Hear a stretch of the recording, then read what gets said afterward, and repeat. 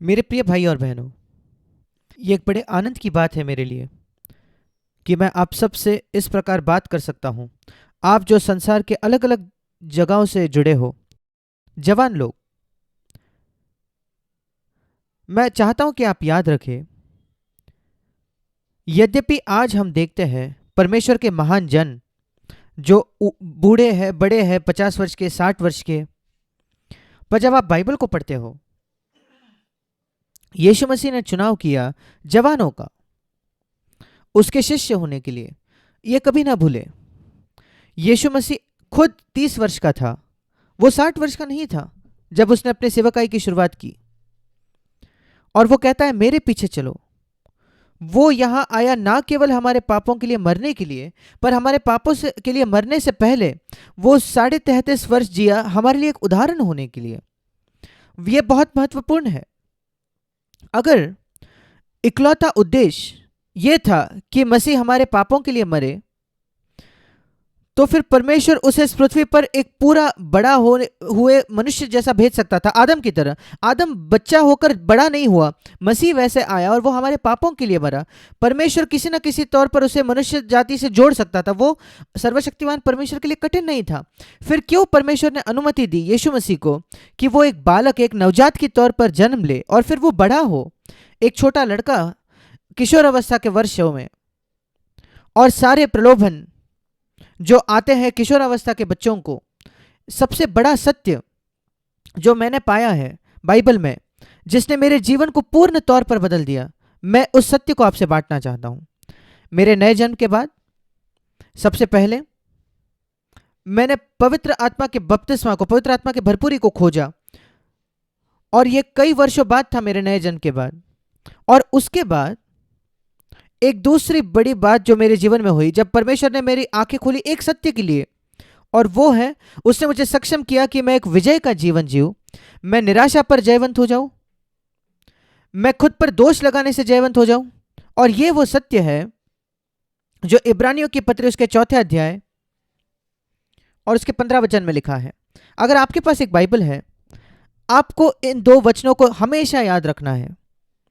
ये मेरी ईमानदार गवाही है, 45 वर्षों से अधिक ये 2 वचनों ने मेरे जीवन को बदल दिया है। और जब मैंने पहले इसे समझा, मैं केवल 35-36 वर्षों का था तब। मुझे इतने समय इंतजार करने की जरूरत नहीं थी। अगर किसी ने मुझे सिखाया होता जब मेरा पहला नया जन्म हुआ था 19 के वर्ष में। आप में से कुछ जवान हो, मैं कुछ समय में उस पर आऊंगा। आपको सबसे पहले क्या करना पड़ेगा, आपके उद्धार की आश्वासन, और फिर परमेश्वर आपका पिता है, मैं वहां आता हूं।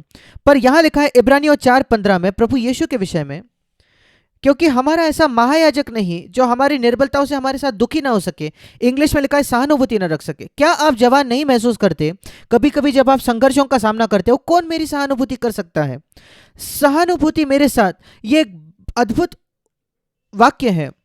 कई जवान जो है वो लालसा रख रहे हैं कि कोई उनके संघर्षों से सहानुभूति रखे। कभी कभी उनके माता पिता नहीं कर सकते, उनके माता पिता का नया जन्म नहीं हुआ है, और उनके माता पिता का नया जन्म हुआ है तो भी वो नहीं सहानुभूति रखते जवानों के संघर्षों से। वो भूल जाते हैं कि वो खुद कैसे थे जब वो जवान थे। और दूसरे विश्वासियों में भी, और जो बड़े वृद्ध विश्वासी होते हैं, उनके पास भी समय नहीं होता है दुर्भाग्यपूर्ण जवानों के लिए कभी कभी। पर क्या यह अद्भुत नहीं है कि यीशु ना केवल आपके पापों के लिए मरा, पर यहां लिखा है कि वो सहानुभूति रखता है किसके साथ? आपकी निर्बलता के साथ। इसे आज सुने और इसे कभी ना भूले। आपके पास निर्बलता है, आप सब जवानों जानते हो कि आपकी निर्बलता क्या है, आपकी निर्बलताएं क्या है। आप निराश हो जाते हो, आप बहुत ज्यादा प्रलोभित होते हो यौन क्षेत्र में, ये अ, निर्बलताएं हैं। आप असुरक्षित महसूस करते हो, आपके पास पर्याप्त पैसा नहीं होता जीवन गुजारा करने के लिए, आप नहीं जानते आपकी नौकरी टिकेगी या आपको निकाल दिया जाएगा। असुरक्षितता, ये संसार भरा पड़ा है असुरक्षित होने से। और मेरा विश्वास है कि परमेश्वर ने संसार को वैसे बनाया है ताकि लोग उसकी ओर मुड़ सके। क्या आपको याद है जब इस्राएली लोग जंगल में थे, और हमने उस कहानी को पढ़ा है कि जब वे वहां उस जंगल में थे, मरुभूमि में थे, वहां लिखा है कि वहां सांप थे जो जिन्होंने आकर उन्हें काटा। और परमेश्वर ने उसकी अनुमति दी ताकि वह उनके परमेश्वर की ओर मुड़े। और जब वे उसकी ओर मुड़े, परमेश्वर ने मूसा से कहा, एक पीतल का सांप बना और उसे एक खंबे पर लगा। वो मसीह का चित्र है जो क्रूस पर लटका, और उसकी ओर देखो, और जो कोई उसकी ओर देखेगा वे चंगे हो जाएंगे। और वो जो सांप के काटे हुए लोग थे, उन पीतल के सांप को देखकर वे चंगे हो गए। और यीशु ने उसी उदाहरण का हवाला देकर कहा, जैसे मूसा ने उस जंगल में सांप को उठाया, वैसे ही मैं क्रूस पर उठाया जाऊंगा। और परमेश्वर कठिनाइयों की अनुमति देता है उस जंगल के सांपों की तरह, ताकि हम क्रूस को देख सके और हम पूर्ण छुटकारा पा सके। हम यीशु को देख सके जो हमारे साथ सहानुभूति सहानुभूति सहानुभूति रख सकता है, हमारी निर्बलता के साथ अपने जीवन भर इसे याद रखे।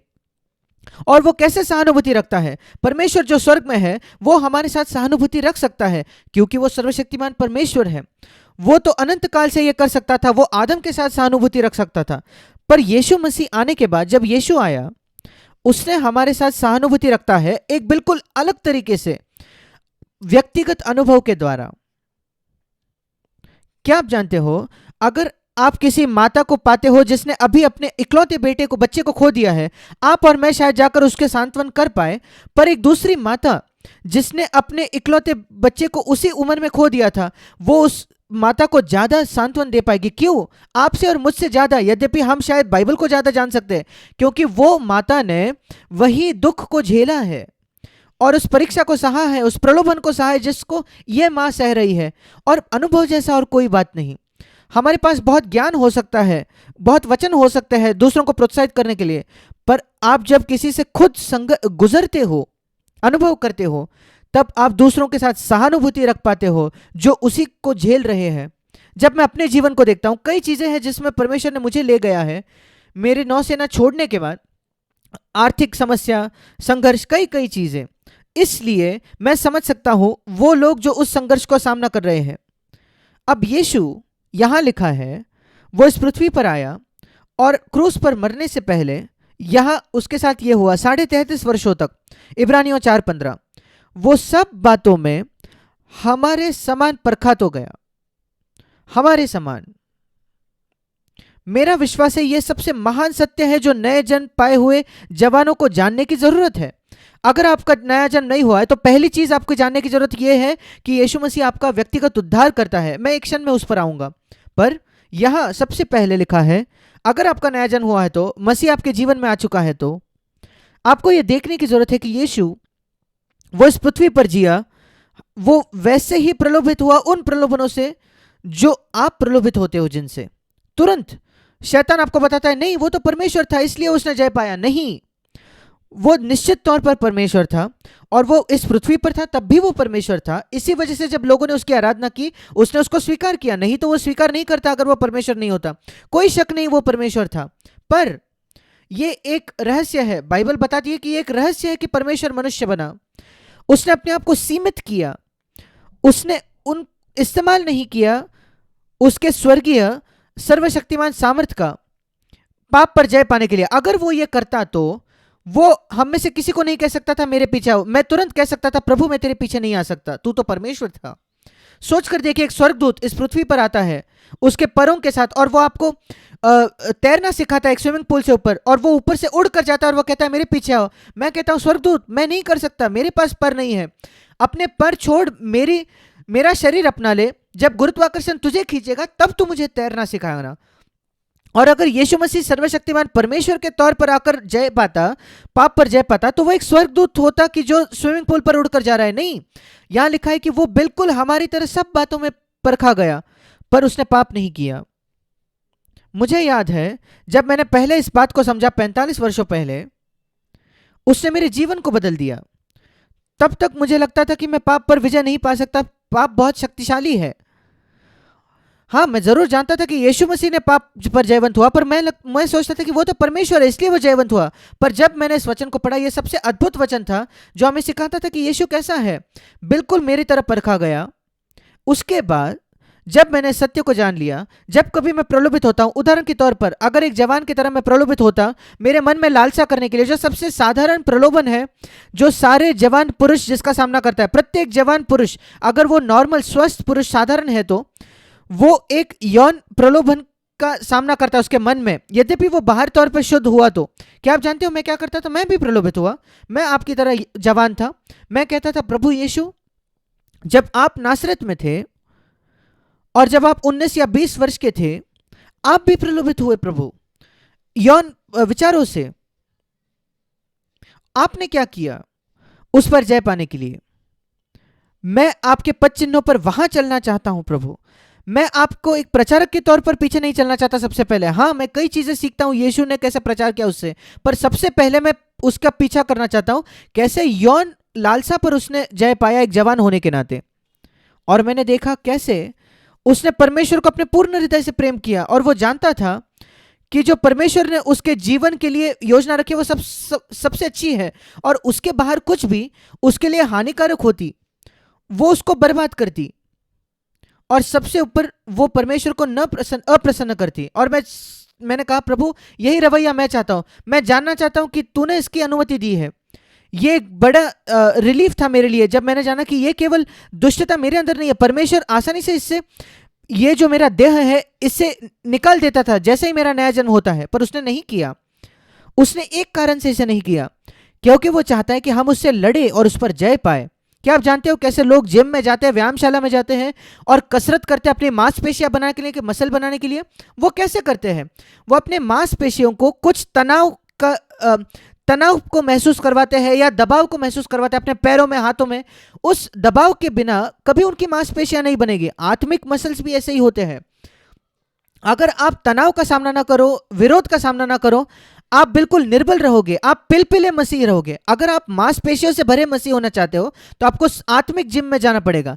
और आत्मिक जिम वो है, वो जगह है जहां आप प्रलोभित होते हैं आपके फोन के साथ, आपके कंप्यूटर के साथ। कोई गंदी चीज देखने को आप प्रलोभित होते हो जो आपको न्योता दे रही है कि आप जाकर उसे देखो, वो आपकी जिम है। उससे लड़िए, उससे राजी मत हो जाइए, उसे समर्पित ना हो जाइए। आप बड़े पिलपिले निर्बल मसीह हो गए अगर आप समर्पित हो जाओगे उसके, तो उससे लड़िए। अगर आपके पास सामर्थ नहीं है लड़ने को, तब आपको परमेश्वर को पुकारना है, प्रभु मेरी सहायता कर। यहां हम पढ़ते यीशु परखा गया पर वो निष्पाप रहा। प्रश्न आया तो क्या? तो क्या अगर यीशु मसीह परखा गया बिल्कुल मेरी तरह? वो अगले वचन में हमें बताता है तो क्या, इब्रानियों 4:16, तो क्या? इसलिए आओ हम जिसके पास ये निर्बल शरीर है, आप, ये आपके बारे में है मेरे भाई मेरे बहन। आप जो जवान व्यक्ति हो, ये आपके विषय में है।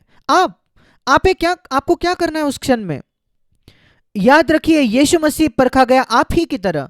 जो भी प्रलोभन जिसका आप अभी सामना कर रहे हो, जो आपने कल सामना की, आज सुबह सामना किया, किसी भी समय, याद रखिए वो जो कुछ भी हो, शायद आप तनाव का सामना कर रहे हो आपके काम की जगह, या गलत फहमी, या लोग आपको गलत नाम बुलाते हैं। याद रखिए यीशु मसीह को शैतान कहा गया था। उससे बुरा नाम तो नहीं हो सकता। उसे शैतानों का अधिपति कहा गया है, भूतों का। उसके बावजूद वो तैयार था उसे स्वीकार करने के लिए जो हुआ, और उसने जय पाई। और यहां लिखा है 16वां वचन, इब्रानियों 4:16।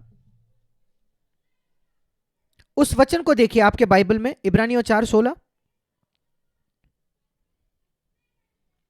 इसलिए आओ हम अनुग्रह के सिंहासन के निकट हियाव बांध कर आए। इसलिए हम अनुग्रह के सिंहासन के निकट चले ताकि हम पर दया हो। पहली चीज जिसकी हमें आवश्यकता है जब हम अनुग्रह के सिंहासन पर आते हैं, हम में से प्रत्येक को जिसकी आवश्यकता यीशु को नहीं थी, वो थी दया। हमें दया चाहिए। दया का मतलब है, पुराने नियम का शब्द है जो है पापों की क्षमा। उसका मतलब है जब कभी आप प्रलोभित होते हो, आपको क्या करना है? निकट आइए अनुग्रह के सिंहासन के सामने। ये मत सोचिए कि नहीं मैं अब परमेश्वर के पास नहीं आ सकता क्योंकि मैं प्रलोभित हो रहा हूं। नहीं, वही तो समय है जब आपकी आवश्यकता है निकट आने की और यह कहने की कि प्रभु सबसे पहले मेरे सारे अतीत असफलताओं को क्षमा कर दीजिए। आज तक मेरे जो पाप है, अब इस क्षण तक, वो है दया। अगर आप अपने पापों को अंगीकार करते हो तो वो पापों को क्षमा करने और सब अधर्म से शुद्ध करने में विश्वास योग्य और धर्मी है। यीशु का लहू आपको सबसे शुद्ध करता है। अगर आप विश्वास नहीं करते कि परमेश्वर ने आपको क्षमा किया तो आप आगे नहीं जा सकते, क्योंकि पीछे का अपराधी होने की जो भावना है वो आपके आत्मिक बढ़ोतरी की बाधा लाएगा। आपको सुनिश्चित होने की जरूरत है कि आपके पापों के लिए मसीह मरा उस क्रूस पर। केवल पवित्र आत्मा आपको आश्वासित कर सकता है इस विषय में। मैंने बाइबल में पहले मैंने इसे पढ़ा और मैंने उस पर विश्वास किया 63 वर्षों पहले, और मैंने कभी उस पर शक नहीं किया है। परमेश्वर मेरे पापों के लिए मरा, और मैंने इस पर भी विश्वास किया जो इब्रानियों 8:12 में लिखा है। बाइबल परमेश्वर कहता है कि मैं तुम्हारे पापों को फिर स्मरण न करूंगा, मेरे पाप मिटा दिए गए हैं। आइए हम वहां मुड़ेंगे एक क्षण के लिए। इब्रानियों 8वां अध्याय, ये एक महान वचन है जो आप सबको याद रखना है, बहुत बहुत महत्वपूर्ण वचन। यही मतलब है परमेश्वर की दया को जानना।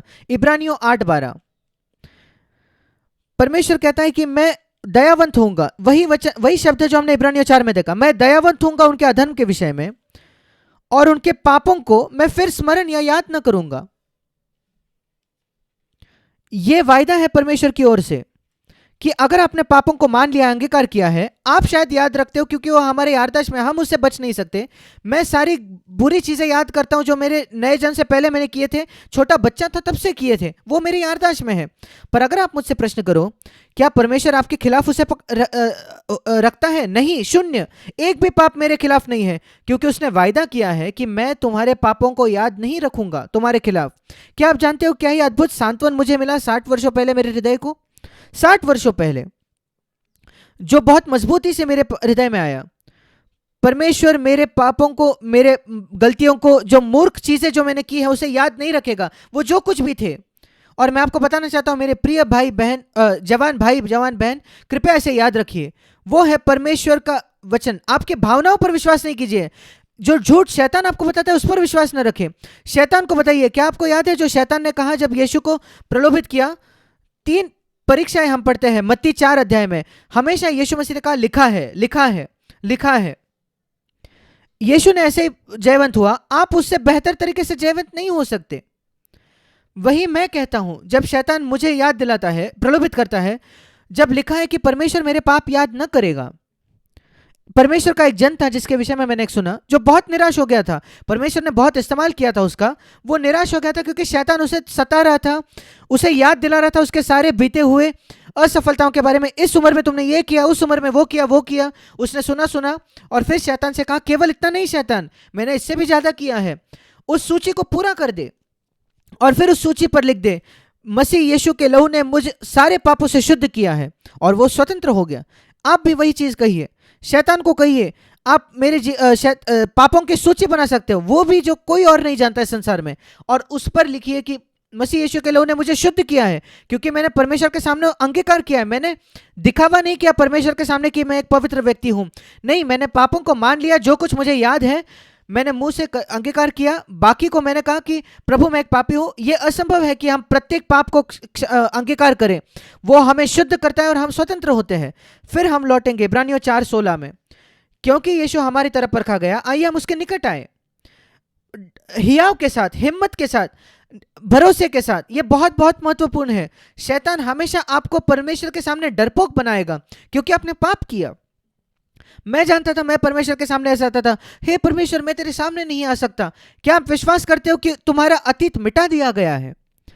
हियाव हियाव हियाव, हिम्मत, उस वचन को सीख लीजिए। निडर होकर अनुग्रह के सिंहासन के सामने आना। वो न्यायासन नहीं है, एक दिन न्यायासन होगा जब मसीह वापस आएगा। आज वो आपको न्योता दे रहा है सिंहासन, अनुग्रह के सिंहासन के सामने, और वो कहता है जब आप वहां आओगे उस दया को स्वीकार कीजिए जो परमेश्वर आपको दे रहा है। क्या आप जानते हो, जब लिखा है बाइबल में अनुग्रह के द्वारा विश्वास ही से तुम्हारा उद्धार हुआ है, इफिसियों की पत्री 2 अध्याय में 8वें वचन में, विश्वास के द्वारा अनुग्रह ही से तुम्हारा उद्धार होता है। क्या मैं आपको बताता हूं इसका मतलब क्या है। यहां परमेश्वर का हाथ जो नीचे आते हुए है वो है अनुग्रह, स्वर्ग से नीचे आता है। मेरा हाथ है विश्वास, वो लेना जो परमेश्वर दे रहा है। क्या आप समझ रहे हो? अनुग्रह से, विश्वास के द्वारा मेरा उद्धार होता है। सिर्फ अनुग्रह है तो मेरा उद्धार नहीं होता, सिर्फ विश्वास से मेरा उद्धार नहीं होता। अनुग्रह से परमेश्वर अनुग्रह देता है, मुझे विश्वास से उसे लेना है, फिर मेरा उद्धार होता है। वो है इफिसियों 2:8। और यहां भी आइए हम हियाव से अनुग्रह के सिंहासन के सामने आए, वो है परमेश्वर का सिंहासन, और आप उसे स्वीकार करते हो। केवल उसे देकर उसकी सराहना ना करें, आप उससे कुछ नहीं पाओगे परमेश्वर की दया की सराहना करके। स्वीकार कीजिए, कहिए धन्यवाद प्रभु, दया वो है पहली चीज जो आपकी आवश्यकता है। निश्चित सुनिश्चित रहिए कि आपका अतीत मिटा दिया गया। और मैं चाहता हूं आप प्रत्येक जन जिसने अपना जीवन मसीह को दिया है कि आप उस दया को इसी क्षण स्वीकार करें, और आपका पूरा अतीत जो है इस क्षण तक आपका जीवन बदल जाने वाला है। इस ग्लोबल जूम सभा के बाद मैं आपको आश्वासन देना चाहता हूं, अगर आप मेरा वचन गंभीरता से लो, परमेश्वर के वचन को गंभीरता से लो तो, और एक बार आप दया को स्वीकार करते हो, वहां ठहर ना जाइए। एक और चीज है जो परमेश्वर आपको देना चाहता है, दया है आपके अतीत से निपटने के लिए। अब हमें अनुग्रह चाहिए हमारे भविष्य के लिए। हमें दया भविष्य में भी लगेगी, क्योंकि हम कभी ना कभी फिसल सकते हैं, और हम तब तक फिसलेंगे जब तक यीशु आएगा। शायद कम और कम जैसे हम प्रभु के आगमन के निकट आते हैं, पर तब तक हम अनुग्रह प्राप्त कर सकते हैं। अनुग्रह भी दे रहा है परमेश्वर हमें, और हमें उसे लेना है। हम अनुग्रह प्राप्त करते हैं। जब हम अनुग्रह के सिंहासन के पास आते हो, हमें क्या मिलता है? बहुतायत से अनुग्रह। क्या आप जानते हो कितना अनुग्रह? मेरा अनुग्रह तुम्हारे लिए पर्याप्त या काफी है, प्रभु कहता है। और यह अनुग्रह क्या करता है? अनुग्रह की परिभाषा क्या है इस संदर्भ में? अनुग्रह एक बहुत ही बड़ा शब्द है जो कई चीजों का अर्थ है उसमें। जैसे मैं परमेश्वर का वचन प्रचार कर रहा हूं अब आपको, मुझे अनुग्रह की आवश्यकता है। मुझे पहले ही दया मिली है मेरे बीते असफलताओं के लिए। इस क्षण तक मेरा विश्वास नहीं है कि एक भी पाप है मेरे विवेक में, वो सब मिटा दिया गया है। मेरा विश्वास नहीं है कि परमेश्वर एक भी चीज मेरे खिलाफ रखता है मेरे अतीत में से इस क्षण तक, पर वो पर्याप्त नहीं है। आपसे प्रचार करने के लिए परमेश्वर के वचन को मुझे आकर अनुग्रह पाना है। अनुग्रह एक अद्भुत सामर्थ्य है। अनुग्रह परमेश्वर की सामर्थ्य है, वो पवित्र आत्मा की सामर्थ्य है। पवित्र आत्मा को अनुग्रह का आत्मा कहा गया है। हमने अनुग्रह को सही से समझा नहीं है। कुछ लोग सोचते हैं कि अनुग्रह परमेश्वर हमें क्षमा दे रहा है अयोग्य लोगों को, वो तो दया है। कई वर्षों तक मैं नहीं जानता था कि दया और अनुग्रह के बीच का क्या अंतर है। मैं चाहता हूं कि आप सब आज समझ जाए अनुग्रह और दया के बीच अंतर क्या है। यीशु मसीह को कभी दया की जरूरत नहीं थी, क्योंकि उसने कभी पाप नहीं किया। हमें दया की आवश्यकता है जब तक यीशु वापस नहीं आ जाता। पर क्या यीशु मसीह को अनुग्रह चाहिए था? मेरे साथ निकालिए लूका रचित सुसमाचार 2 अध्याय। कृपया अपने बाइबल में निकालिए लूका रचित सुसमाचार 2 अध्याय। यहां यीशु की बात कर रहा है जब वो जवान था। लूका 2:40।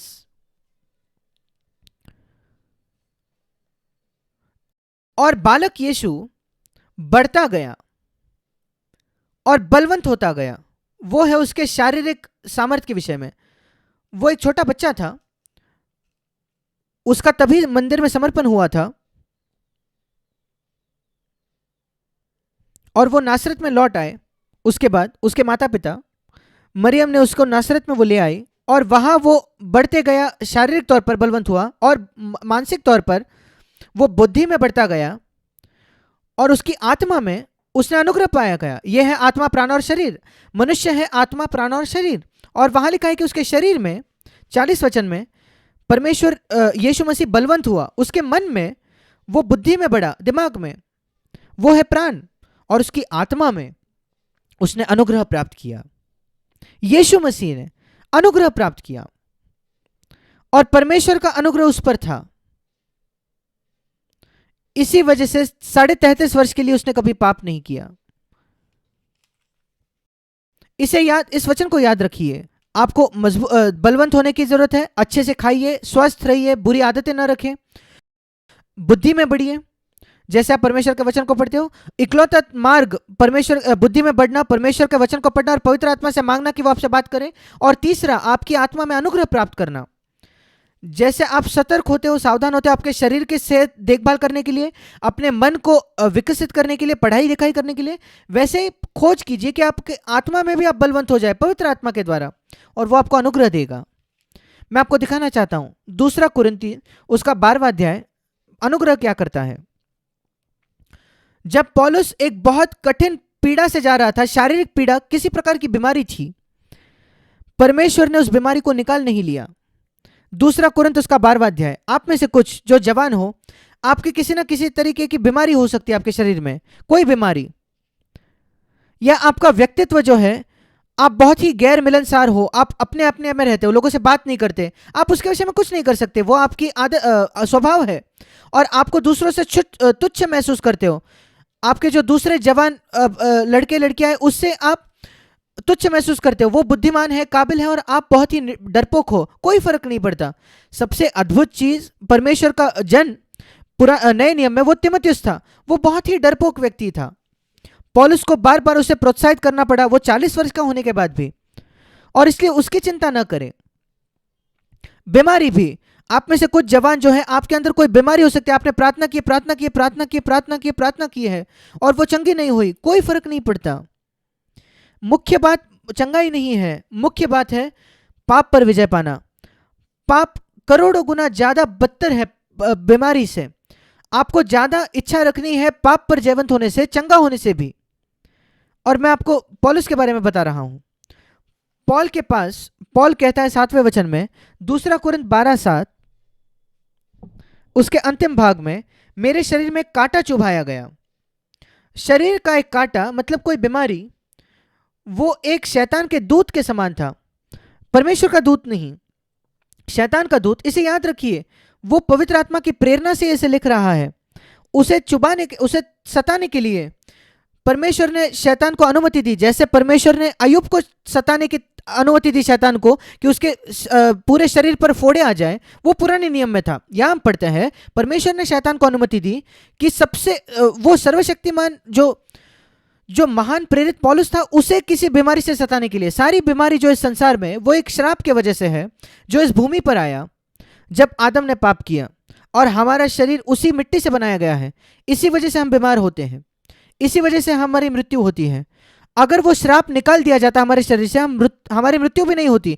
ये सत्य कि सारे मनुष्य मरते हैं, इसका मतलब जो श्राप उस परमेश्वर ने उस भूमि पे, उस मिट्टी पर डाला, 3रे अध्याय में उत्पत्ति के, जब आदम ने पाप किया और आदम उसी भूमि के मिट्टी से बनाया गया था, हमारी शरीर भी उसी मिट्टी से बनाई गई है।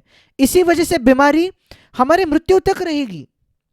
मृत्यु खुद ये सबूत है कि इस शरीर पर एक श्राप है, पर मेरी आत्मा पर कोई श्राप नहीं है, या आपके आत्मा पर, क्योंकि मसीह ने हमें छुड़ाया है श्राप से। गलातियों 3 में लिखा है, 13 वचन में, मसीह हमारे लिए क्रूस पर एक श्राप बना, गलातियों 3:13, और उसने हमें उस श्राप से छुड़ाया है। पर यह शरीर, उस पर श्राप है अभी। मेरी आत्मा पर कोई श्राप नहीं है आज, पर मेरे मन अभी भी पीड़ित है मेरे गिरे हुए दशा की वजह से, और मेरा शरीर जरूर उससे और वो धूल से बना है, इसलिए हम सबके शरीर मर जाएंगे अगर यीशु मसीह ना आए तो।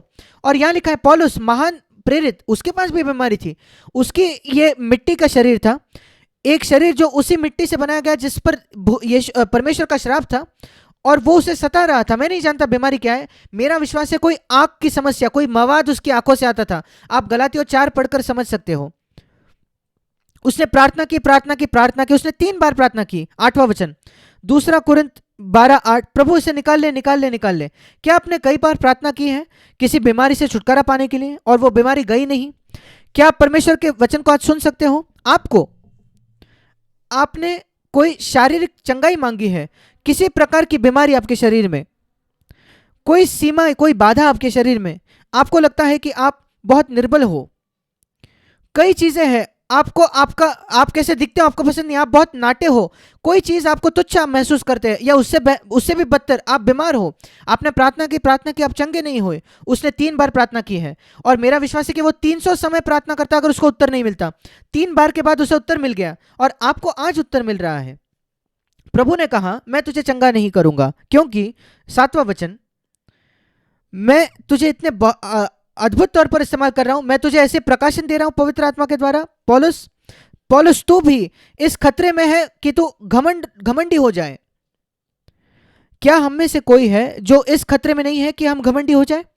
आप सबसे अधिक आत्मिक व्यक्ति हो सकते हो उस पृथ्वी पर। मैं आपको कहूंगा यीशु मसीह के नाम पे आप खतरे में हो कि आप घमंडी हो जाओ।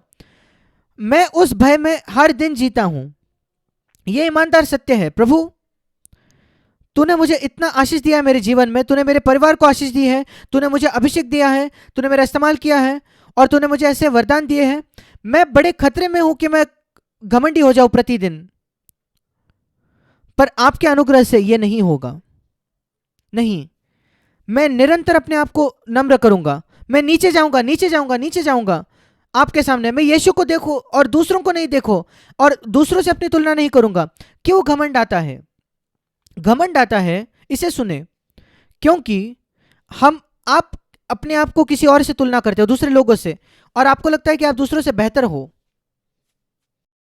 हाँ, अगर एक विद्यार्थी, उसको 25% गुण आते हैं, नंबर आते हैं गणित में, क्या आपको लगता है एक व्यक्ति जिसको 25 नंबर आए हैं गणित में, क्या वो घमंडी हो सकता है? हाँ।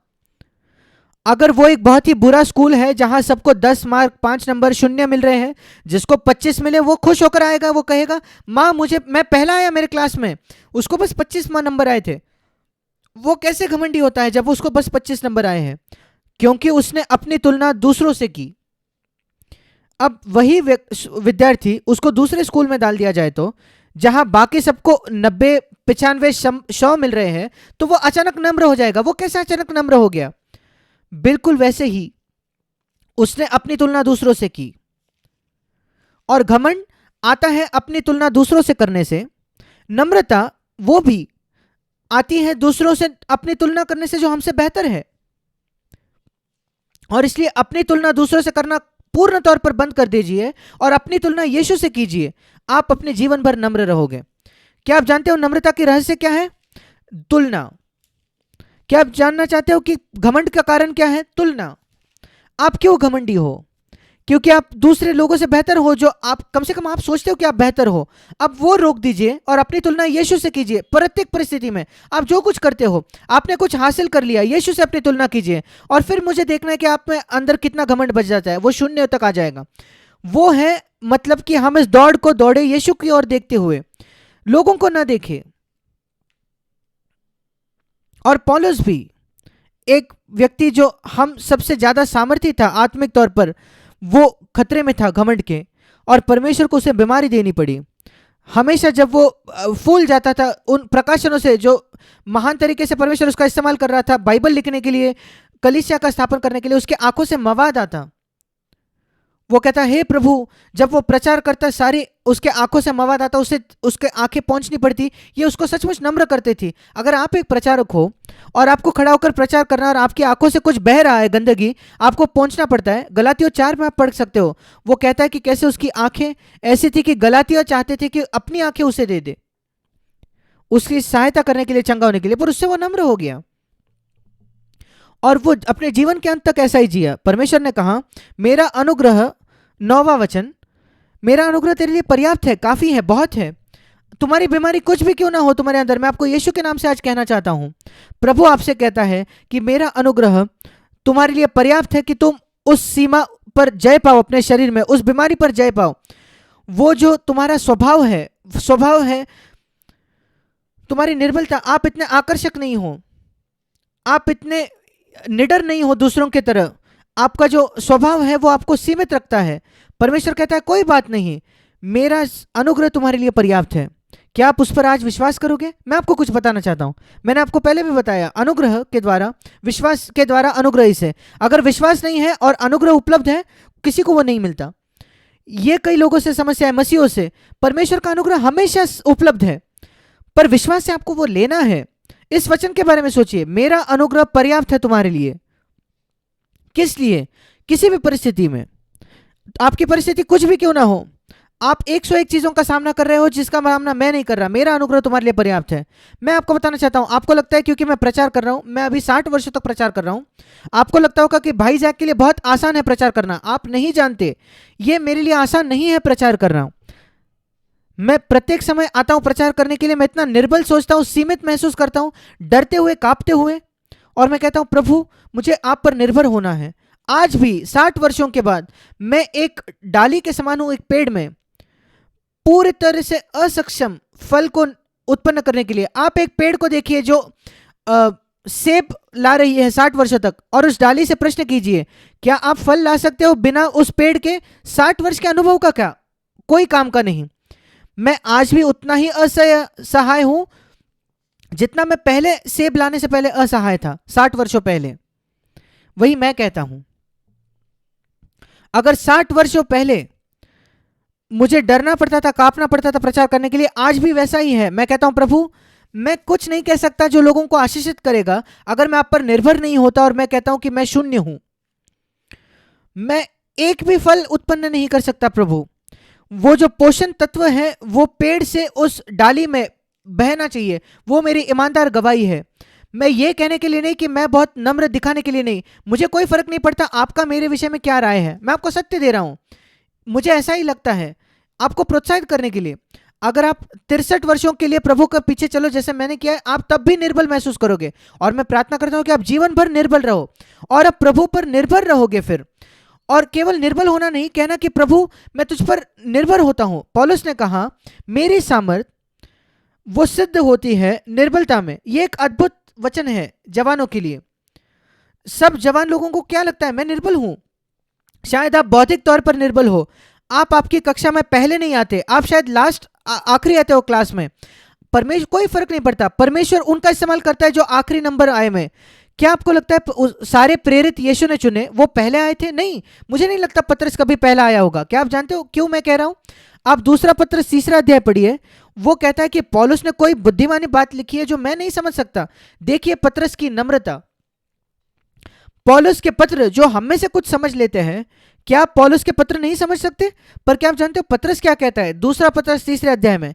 वो कहता है कि दूसरे पतरस 3 अध्याय पौलुस ऐसी बातें कहता है, दूसरा पतरस 3, 15 और 16 वचन, जो मेरे लिए समझना बहुत कठिन है, मैं इतना बुद्धिमान नहीं हूं। यह व्यक्ति था जिसको परमेश्वर ने चुना प्रेरितों का अगुवा होने के लिए, और इसलिए कभी ना सोचे कि क्योंकि आप बौद्धिक तौर पर होशियार नहीं हो या आप पहले नहीं आते, आप परमेश्वर आपका इस्तेमाल नहीं कर सकता। नहीं, शायद आप ही हो जिसका परमेश्वर इस्तेमाल करना चाहता है। आपकी निर्बलता, परमेश्वर निर्बलता में लोगों का इस्तेमाल करता है। मेरी सामर्थ सिद्ध की जाती है आपकी निर्बलता में। एक भाषांतर में यह लिखा है, इसे सुने, दूसरा कुरिन्थ 12:9, मेरी सामर्थ सबसे बेहतरीन तौर पर उन लोगों में प्रकट होती है जो लोग पहचान लेते हैं कि वो निर्बल है। इसे याद रखिए, परमेश्वर कहता है मेरी सामर्थ उन लोगों में सर्वश्रेष्ठ तौर पर जान दिखाई पड़ती है जो लोग पहचान लेते हैं कि वो निर्बल है। क्यों परमेश्वर की सामर्थ आप में नहीं दिख रही बलवंत तौर पर? मैं आपको बताता हूं क्यों। मैं आपको नहीं जानता, पर मैं आपको कारण बताना चाहता हूं। आप ये नहीं पहचानते कि आप निर्बल हो, आपको लगता है कि आप बहुत मजबूत बलवंत हो, आपको लगता है बाइबल को जानते हो, आपको लगता है कि आप मसीह जीवन जी सकते हो, आपको लगता है आप जयवंत हो सकते हो। आज से कहिए प्रभु, शायद मैं कुछ भी क्यों ना जान लूं, मैं जो कुछ समझता हूं मैं हूं, मैं पूर्ण तौर पर निर्बल हूं जब बात आती है आत्मिक जीवन की। पृथ्वी के जीवन में शायद मैं बहुत बुद्धिमान हो सकता हूं कई चीजों में, पर आत्मिक जीवन में मैं शून्य हूं। मैंने हमेशा सिखाया है कि परमेश्वर खोज रहा है कि वो लोगों को शून्य तक ले आए। वो जहां है वहां से, हम सब एक ऊंचे हाइट पर है, वहां से जब हमारे नया जन्म होता है तब, पर हमारा पूरा जीवन परमेश्वर हमें शून्य तक लाना चाहता है। और जब आप शून्य के स्थान पर आ जाते हो और वहीं रहते हो, वहां रहना बहुत कठिन है। आप शून्य तक आते हो और कभी कभी ऊपर चले जाते हो। अगर आप शून्य के स्थान पर आओ, वहीं रुक जाइए, मतलब ये पहचान लीजिए कि आप एक शून्य हो, बहुत बहुमूल्य है परमेश्वर की आंखों में। आप असमर्थ हो कुछ भी उसके लिए करने के लिए। यूहन्ना, मैं आपको बताता हूं मुझे ये कहां से मिलता है। यूहन्ना इसका 15 अध्याय, यीशु ने कहा वही उदाहरण जो मैंने अभी अभी आपको दिया, डाली और पेड़ का। यूहन्ना 15 उसका 5वां वचन, यूहन्ना 15 उसका 5वां वचन, मैं दाखलता हूं तुम डालियां हो, जो मुझ में बना रहता है वो बहुत फल लाता है। पर इसे सुने, क्योंकि मुझसे अलग होकर, मुझसे कट कर तुम कुछ नहीं कर सकते, तुम शून्य करते हो। ये शून्य मुझे कहां से मिलता है? यूहन्ना 15:5। क्या आप जानते हो, मैं आपसे पूछना चाहता हूं, आप सब जो मुझे आज सुन रहे हैं, क्या आप जानते हो, मुझे ईमानदारी से बताइए, क्या आप जानते हो कि प्रभु के लिए आप शून्य कर सकते हो? मैं ये जानता हूं, पर मुझे ये जानने के लिए बहुत समय लग गया। शुरुआती दिनों में मुझे लगता था कि मैं जान सकता हूं, मैं बाइबल का थोड़ा ज़्यादा पढ़ाई करूंगा और कुछ संदेश सुनूंगा, मैं संदेश सुन लूंगा, कुछ पॉइंट्स मुझे मिलेंगे, फिर एक अच्छा संदेश तैयार करूंगा, मैं कुछ परमेश्वर के लिए कर सकता हूं। वो सब अच्छा है, मैं ये नहीं कह रहा कि आपको तैयारी नहीं करनी चाहिए अगर आपको संदेश प्रचार करना है तो। मैं कह रहा हूं उस सब के साथ आपको परमेश्वर के सामने गिर कर कहना है कि मैं शून्य हूं। मैंने तैयारी की है क्योंकि मुझे तैयारी करने की आवश्यकता है आपकी सेवकाई करने में, पर अभी मैं एक असहाय डाली हूं उस पेड़ में। आप मुझसे अलग होकर तुम शून्य कर सकते हो। और ये दो महान सत्य है। जैसे एक सिक्का होता है, उसकी एक ओर लिखा है मसीह से अलग होकर मैं कुछ नहीं कर सकता, कुछ नहीं, कुछ नहीं, शून्य। क्या आप जानते हो सिक्के के दूसरी ओर क्या लिखा है?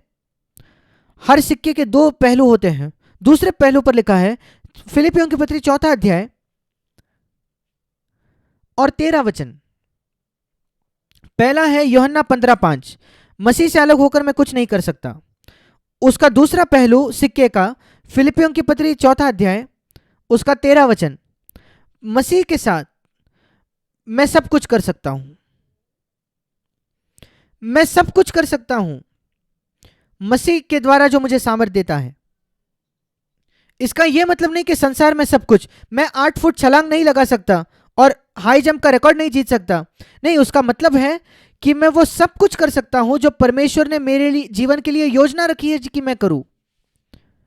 मैं आपको बताना चाहता हूं, प्रत्येक चीज जो परमेश्वर ने आपके लिए योजना रखी है आपके जीवन में, आप कर सकते हो मसीह के द्वारा, मसीह से अलग होकर शून्य। अब अगर आप ये 2 पाठ सीख जाओगे, ये सबसे महान पाठ है जो आप सीख सकते हो। मसीह से अलग होकर मैं कुछ नहीं कर सकता। दूसरा, सिक्के का दूसरा पहलू केवल ये ना कहे, सिक्के को मोड़ कर देखिए कि मसीह के साथ मैं सब कुछ कर सकता हूं, और इसलिए जाकर ये ना कहे मसीह से अलग होकर मैं कुछ नहीं कर सकता, पीछे मुड़कर कहिए मसीह के साथ मैं सब कुछ कर सकता हूं। तब भी आप जयवंत हो सकते हो। जो हम अपने हृदय में विश्वास करते हैं, एक महान सत्य हम पढ़ते हैं रोमियो की पत्री उसके 10 अध्याय में, इस विषय में बहुत महत्वपूर्ण। रोमियो की पत्री 10वां अध्याय, सब कुछ बाइबल में हम पाते हैं। बाइबल ने मेरे जीवन बदल दिया है। रोमियो की पत्री 10वां अध्याय उसका 9वां वचन, यदि तो अपने मुंह से यीशु को प्रभु जानकर अंगीकार करे और अपने मन में से विश्वास करे कि परमेश्वर ने उसे मरे हुओं में से जिलाया, तो तू निश्चय उद्धार पाएगा। क्या आप 2 चीजों को देख पाते हो? आप अपने हृदय में विश्वास करते हो, केवल वही मत छोड़ दीजिए, अपने मुंह से अंगीकार भी कीजिए। क्योंकि अगले वचन में कहता है, क्योंकि धार्मिकता के लिए मन से विश्वास किया जाता है और उद्धार के लिए मुंह से अंगीकार किया जाता है। इलेक्ट्रिसिटी जो होती है, बिजली होती है, वो 2 वायर से बहती है। एक वायर होती है जिसमें वो बह रही है और दूसरी डेड है क्योंकि वो जुड़ी हुई नहीं है। जैसे ही वो संपर्क में लाए जाते हैं तभी बिजली उसमें से जलती है। जब आप स्विच ऑन करते हो, बटन ऑन करते हो, वो केवल 2 वायर्स जुड़ जाती है। अगर 2 वायर्स कितने भी नजदीक हो, वे जुड़ेंगे नहीं, तब तक लाइट नहीं जलेगी। जैसे ही बटन आप ऑन करते हो, ये 2 वायर्स जुड़ जाते हैं। क्या आप जानते हो हमारे जीवन के 2 वायर्स कौन से हैं? अपने मन में विश्वास करो और अपने मुंह से अंगीकार करो। ये 2 वायर्स जैसे ही जुड़ जाते हैं, आप अनुभव करते हो उद्धार का या छुटकारे का, आपके समस्या के समाधान का। और इसलिए केवल अपने हृदय में विश्वास ना कीजिए, उसका अंगीकार कीजिए। विशेषकर शैतान को। मैं शैतान से कभी कभार बात करता हूं। वो आजकल उतना मुझे समस्या तकलीफ नहीं देता जितना जल्दी बहुत मुझे तकलीफ देता था मेरे शुरुआती दिनों में। और मैं कहता था कि मैं तुम्हारा विरोध करता हूं शैतान, यीशु के नाम में मेरे सारे पाप मिटा दिए गए हैं, अब तुम मुझे सता नहीं सकते। अनुग्रह से मैं सब कुछ कर सकता हूं। मसीह से अलग होकर मैं कुछ नहीं कर सकता, मसीह के साथ मैं सब कुछ कर सकता हूं। मैंने अपने हृदय में उसका विश्वास किया और मैं अपने मुंह से अंगीकार करता हूं। अब अपने मुंह से अंगीकार करना, अगर आपने मन में विश्वास नहीं किया है तो कोई फायदा नहीं, वो केवल एक ही वायर है, एक वायर गायब है। अंगीकार करने से शुरुआत ना करें। कुछ प्रचारक सिखाते हैं कन्फेस करो, अंगीकार करो और वो होएगा। नहीं, ये कचरा है, नहीं होगा। आपको मन में विश्वास करना है, उसकी एक जड़ होनी चाहिए उस पेड़ के लिए, वो पेड़ बड़ा होने के लिए। अगर आप अपने हृदय में विश्वास करोगे, और आपका जो विश्वास है वो परमेश्वर के वचन में आना चाहिए। विश्वास सुनने से और सुनना परमेश्वर के वचन से आता है। आप केवल अपने मन में जो आता है वो अंगीकार नहीं कर सकते। आगे हम रोमियो 10 में क्या देखते हैं, जिस वचन को मैंने दिखाया उससे आगे रोमियो 10 में, और यहां लिखा है, अपने मुंह से अंगीकार करना और अपने मन से विश्वास करना कि परमेश्वर ने उसे मरे हुओं में से जिलाया, तो हम उद्धार पाएंगे। क्योंकि यहां लिखा है 17 वचन, ये महत्वपूर्ण है। रोमियो 10:17, विश्वास कैसे आता है? सुनने से कि परमेश्वर हमसे बात करता है मसीह के वचन द्वारा। मसीह का वचन अर्थात नया नियम, परमेश्वर का वचन अर्थात पूरा बाइबल, और मसीह का वचन अर्थात नया नियम। और विश्वास आता है जब आप सुनते हो परमेश्वर को आपसे बात करते हुए नए नियम के द्वारा। अगर आप नए नियम को नहीं पढ़ते तो आप विश्वास नहीं पाओगे। मैं आपको अभी बता देता हूं। अगर आप कल्पना कर रहे हो मेरे पास विश्वास नहीं है, भाई मेरे पास विश्वास नहीं है, क्या आप परमेश्वर के वचन को पढ़ते हो? क्या आप अनुमति देते हो कि परमेश्वर आपसे बात करें बाइबल के द्वारा? नहीं, तो फिर विश्वास के लिए ना मांगे। कई विश्वासी है जो मैं जिनसे मिला हूं, जिनकी आदत नहीं है बाइबल को पढ़ना, जहाँ तक मुझे याद है मेरे जीवन का प्रत्येक वर्ष पिछले 63 वर्ष मैंने बाइबल को पढ़ा है, कम से कम एक वचन, कुछ वचन। अगर मेरे पास बाइबल नहीं होता फिर मैं याद करने की कोशिश करता हूँ कि मैंने पहले क्या पढ़ा है। हमेशा प्रत्येक दिन मेरे जीवन का मैं किसी ना किसी वचन के बारे में सोचने की कोशिश करता हूँ, क्योंकि विश्वास केवल परमेश्वर का वचन, मसीह का वचन सुनने से आता है। इसलिए प्रिय भाइयों और बहनों, एक बहुत अच्छी आदत जो आप विकसित कर सकते हो जब आप जवान हो, वो है आप वचन को याद करो बाइबल के। इसीलिए मैंने बाइबल को इतने बार पढ़ा है ताकि मैं वचनों में जा सकूं जब कभी मैं ज़रूरत में हूँ। एक वचन मेरे मन में आता है क्योंकि मैंने इतने बार उसे पढ़ा है। बिल्कुल वैसे जब यीशु मसीह प्रलोभित हुआ, एक वचन उसके मन में आया और शैतान ने कहा इन पत्थरों को रोटी में बदल दे। एक वचन पवित्र आत्मा द्वारा उसके मन में आया यीशु के कि मनुष्य केवल रोटी से नहीं परंतु हर एक वचन से जो परमेश्वर के मुख से निकलता है जीवित रहेगा। और फिर शैतान ने सोचा अच्छा ये बाइबल का इस्तेमाल कर रहा है, मैं भी बाइबल का इस्तेमाल करूंगा। शैतान ने भी बाइबल का हवाला दिया। क्या आप जानते हो शैतान आपको बाइबल के वचन बता सकता है? उसने कहा कि मंदिर के शिरोमणि से कूद जा, क्योंकि बाइबल में ही लिखा है उसके स्वर्गदूत तुझे संभालेंगे। और यीशु ने कहा अच्छा, पवित्र आत्मा ने उसे याद दिलाया कि ये भी लिखा है कि तुम अपने प्रभु अपने परमेश्वर की परीक्षा न करें। एक वचन बाइबल का उसको दूसरे वचन से संतुलित करना चाहिए। जैसे एक पक्षी के दो पर होते हैं, एक ही पर होगा तो आप गोल गोल घूमोगे। तो लिखा है, ये भी लिखा है, इसीलिए आपको बाइबल जानने की जरूरत है। विश्वास आता है सुनने से और सुनना मसीह के वचन द्वारा। मैं आप सबको प्रोत्साहित करना चाहता हूं कि आप एक आदत विकसित करो आज से। प्रत्येक दिन बाइबल को पढ़िए कम से कम 5 मिनट के लिए। वो कम से कम है 15 मिनट, आधा घंटा, उससे भी बेहतर है। विशेषकर नया नियम, और उस पर मनन कीजिए। केवल पढ़िए ना, उसे मनन कीजिए। अगर आप खाना खाते हो, ये बाइबल पढ़ने जैसा है। अगर वो खाना पचता नहीं, हजम नहीं होता, हजम होना मतलब मनन करना। जो खाना आप खाते हो पर पचन नहीं होते उसकी आप उल्टी कर दोगे, वो आपको सामर्थ्य नहीं देगा। कई लोग बाइबल को पढ़ते हैं, वे उस पर मनन नहीं करते। वो ऐसा भोजन है जिसका पाचन नहीं हुआ, वो बाहर जाता है मन से, और प्रलोभन के समय आपके मन में कुछ नहीं होता क्योंकि आपने उस पर मनन नहीं किया, पचन नहीं किया जो आपके अंदर आपने लिया था बाइबल का। इसलिए मैं आपको बताना चाहता हूँ, नया नियम पढ़ना शुरू किए। अगर आप नहीं करते तो नियमित आदत लगाई दीजिए, और जब समय मिले तो पुराना नियम पढ़िए। मैं लंबा लंबा पढ़ता था पुराने नियम को, और नए नियम से थोड़े थोड़े वचन पढ़ता था और उन्हें याद रखता था, शायद 4-5 वचन, और उस पर मनन करता था। पुराना नियम एक कहानी जैसा था और मैं बड़े बड़े अध्याय ज़्यादा पढ़ता था।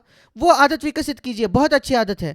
और एक दिन अगर आपके पास समय नहीं है पुराना नियम पढ़ने के लिए, कोई बात नहीं, नए नियम थोड़ा तो पढ़ना ही है। मसीह का वचन, वहां से विश्वास आता है। और मेरे जीवन में इतना कुछ बदल गया जैसे विश्वास मेरे हृदय में आया है अलग अलग परिस्थितियों में। बाइबल में प्रत्येक परिस्थिति का उत्तर है जिसका हम सामना करते हैं। उदाहरण के तौर पर, परमेश्वर ने मुझे बुलाया कि मैं अपने नौसेना की नौकरी छोड़ दूं। मैं भारतीय नौसेना में काम करता था और कई वर्षों बाद जब मैं वहां काम किया, प्रभु ने मुझे बुलाया 6 मई 1964 में, जो लगभग 60 वर्षों पहले था, 58 वर्षों पहले। प्रभु ने कहा मेरी नौकरी छोड़ने के लिए मुझसे।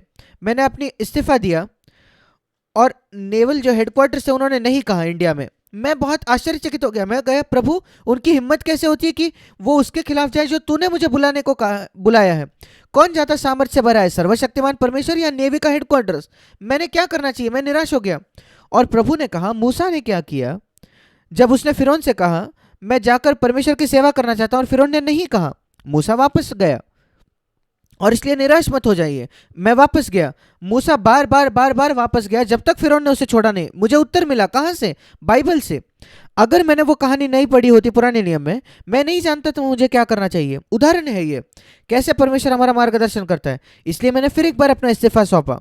मैंने कहा प्रभु यीशु ने मुझे बुलाया है उसकी सेवा करने के लिए, मैं नौसेना में सेवा नहीं कर सकता। उन्होंने सोचा ये मूर्ख है, उन्होंने कहा नहीं, इनकार कर दिया। मूसा ने क्या किया? वो वापस गया। मैंने कहा प्रभु अगर मुझे 10 बार जाना पड़े, मैंने तीसरे बार इस्तीफा दिया। मुझे 10 बार जाने की जरूरत नहीं पड़ी। तीसरे बार परमेश्वर ने उन लोगों को वहां से बदल दिया जो, और मुझे छुटकारा मिला। 2 साल मुझे रुकना पड़ा। मैं जो कहना चाह रहा हूं वो ये है कि आप जो कुछ सामना करते हो परिस्थिति का, उसके लिए उत्तर है बाइबल में।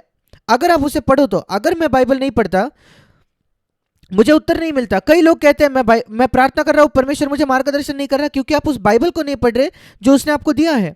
इसलिए कृपया इस आदत को विकसित कीजिए। विश्वास आता है सुनने से। अब मैं फिर एक बार इब्रानियों 4 में आना चाहता हूं, जो हम पढ़ रहे थे।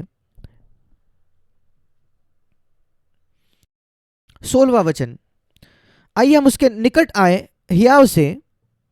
बहुत महत्वपूर्ण है, क्योंकि आपके पाप क्षमा हो चुके हैं आपके आवश्यकता के समय में। आखिरी भाग में लिखा है कि वो अनुग्रह पाए आवश्यकता के समय, हमारी सहायता करे। संदर्भ क्या है? हमेशा बाइबल को संदर्भ में पढ़िए। संदर्भ है 15 वचन, प्रत्येक बात में परखा गया, यीशु मसीह परखा गया सारी बातों में, इसलिए 16वां वचन, हमारी आवश्यकता के समय, मतलब जब हम परखे जाते हैं सारी चीजों में, वही मतलब है उस वचन का। यीशु मसीह परखा गया सारी चीजों में और उसने पाप नहीं किया, इसलिए जब हम परखे जाते हैं सब चीजों में, हम भी जाएंगे, हम उस अनुग्रह के सिंहासन के निकट जाएंगे, ताकि सबसे पहले हम दया प्राप्त करें, जो यीशु की आवश्यकता नहीं थी क्योंकि उसने कभी पाप नहीं की, पर हमारी जरूरत है। और फिर अनुग्रह प्राप्त करें कि मेरे आवश्यकता के समय मेरी सहायता हो। मेरी आवश्यकता के समय वो है जब मैं प्रलोभित होता हूं। मुझे क्या करना है जब मैं परखा जाता हूं, परीक्षा में पढ़ता हूं? मैं आपको बताता हूं मैंने क्या किया। मैंने पहले भी बताया, प्रभु यीशु तू परखा गया बिल्कुल मेरी तरह इस प्रलोभन में। तूने क्या किया प्रभु? तूने पिता से अनुग्रह मांगा। मैंने आपको दिखाया लूका 2:40 में यीशु ने अनुग्रह प्राप्त किया। उसने अनुग्रह मांगा और उसे मिल गया। अगर उसने नहीं मांगता तो उसे नहीं मिलता। यहां लिखा है कि आइए हम भी अनुग्रह पाए। मैं आपको बताना चाहता हूं, अनुग्रह के सिंहासन में हर एक के लिए अनुग्रह की बहुतायत है। हमने 2 कुरिन्थ 12 में क्या पढ़ा? मेरा अनुग्रह तुम्हारे लिए पर्याप्त है। और हमारे आवश्यकता के समय, मेरे साथ फिर एक बार निकालिए 2 कुरिन्थ 12 अध्याय,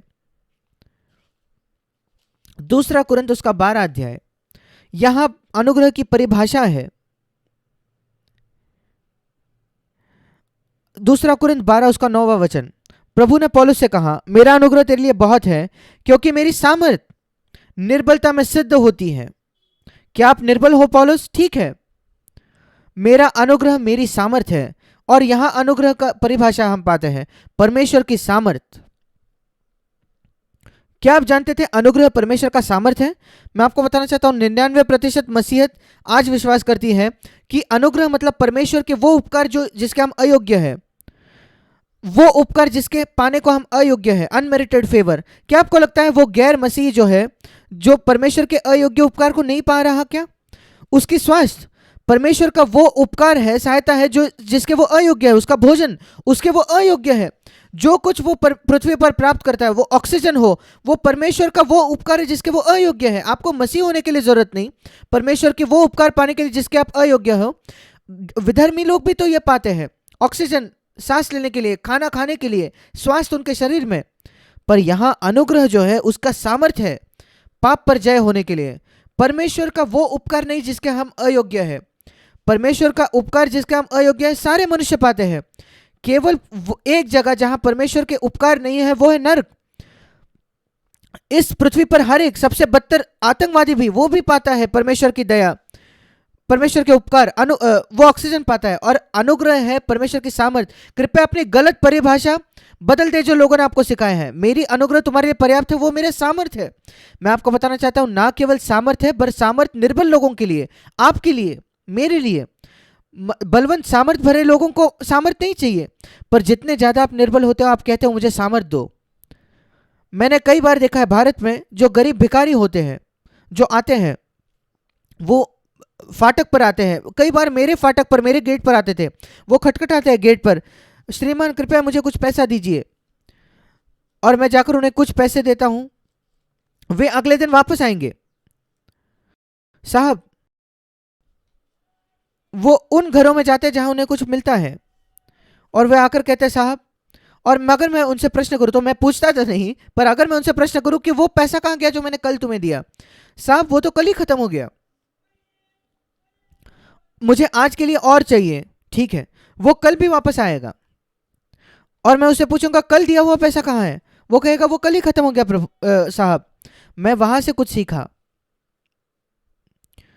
मुझे परमेश्वर के पास जाना है प्रतिदिन अनुग्रह के लिए, प्रतिदिन उस भिखारी के समान।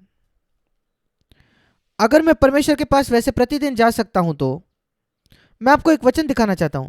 नीति वचन 8 उसके 24 अध्याय में। नीति वचन ये अद्भुत पुस्तक है। नीति वचन 8वां अध्याय, यहां एक वचन है अनुग्रह से जुड़ा हुआ। अनुग्रह कैसे प्राप्त करें परमेश्वर से? नीति वचन 8:34।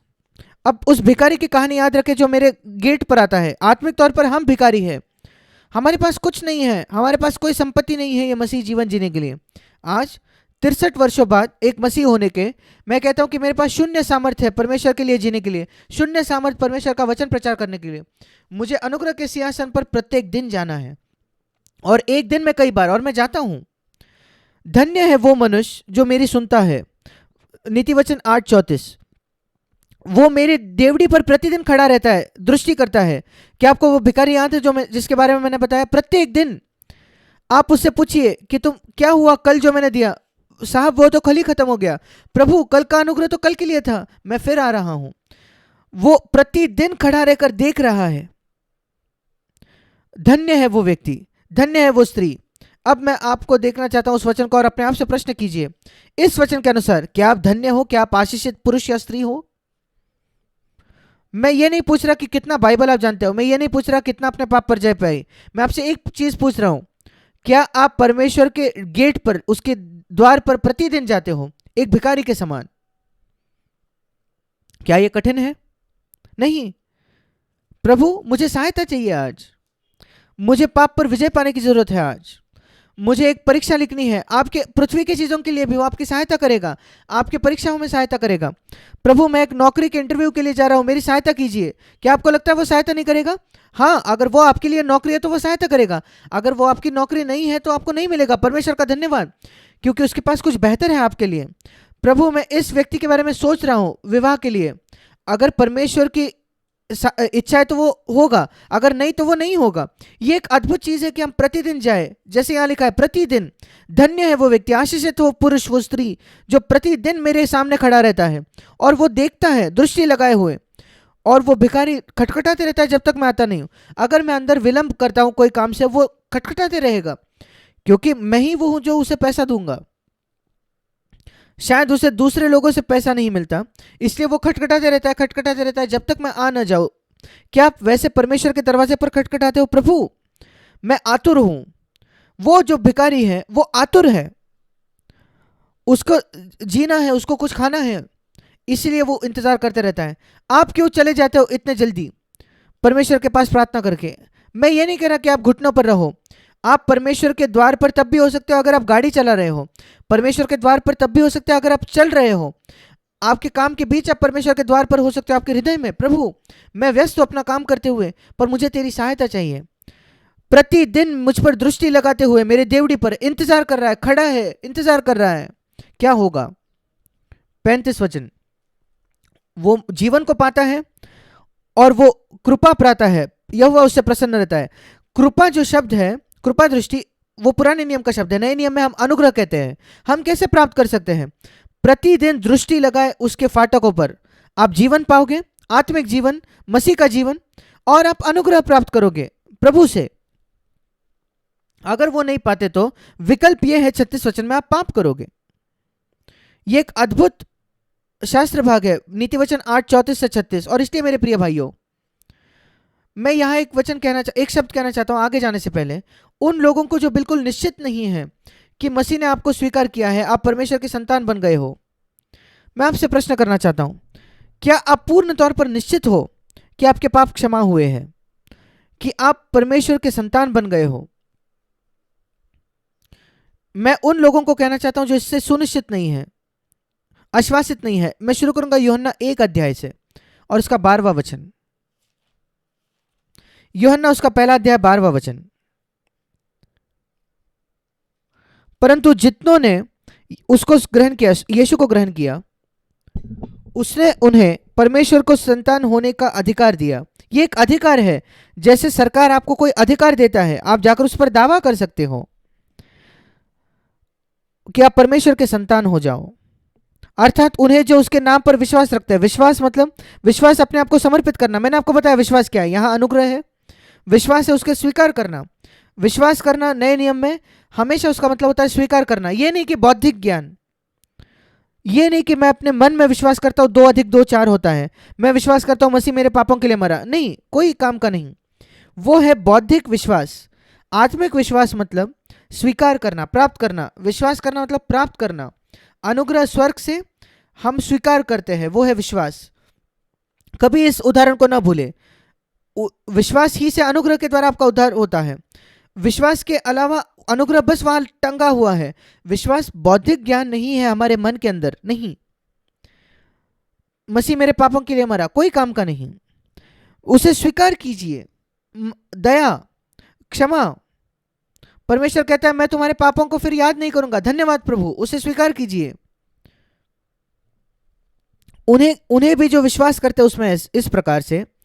और ऐसे लोग शारीरिक तौर पर उनका जन्म नहीं हुआ, पर इस शरीर से नहीं, बल्कि परमेश्वर उनको एक जन्म देता है। वे परमेश्वर द्वारा जन्मे जाते हैं। आपको क्या करना है? आपको स्वीकार करना है। 12 वचन, स्वीकार कीजिए मसीह का, ग्रहण कीजिए।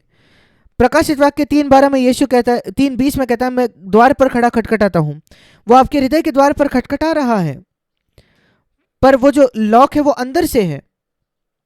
कहिए प्रभु यीशु तो अंदर आ जा।